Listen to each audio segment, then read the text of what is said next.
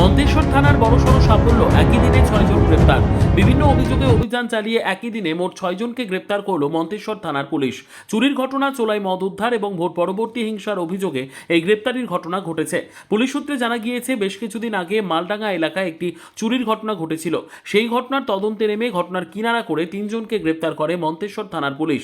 ধৃতদের নাম রাকিবুল শেখ, বাদশা শেখ ও মুজিবুর শেখ। ধৃত 3 জনেরই বাড়ি মন্তেশ্বর থানা এলাকায়। অন্যদিকে গোপন সূত্রে খবর পেয়ে মন্তেশ্বরের কামারশাল মোড় এলাকায় অভিযান চালিয়ে প্রায় 20 লিটার চোলাই মদ সহ এক ব্যক্তিকে গ্রেপ্তার করে পুলিশ। ধৃতের নাম কালীপদ বাগ, তার বাড়ি মাঝের গ্রাম এলাকায়। এছাড়াও ভোট পরবর্তী হিংসার ঘটনায় অভিযোগের ভিত্তিতে মহিবুল শেখ নামে আরও এক ব্যক্তিকে গ্রেপ্তার করেছে মন্তেশ্বর থানার পুলিশ। ধৃতের বাড়ি বরুণা গ্রামে।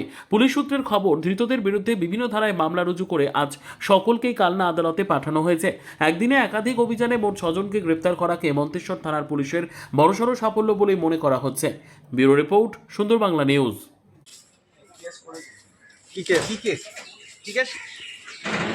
আমি জানি না। কোথায় থেকে ধরেছো তোমায়? আমাকে আমাদের গ্রাম থেকে ধরেছে। গ্রাম থেকে। কোন গ্রাম? বড় না। বড়।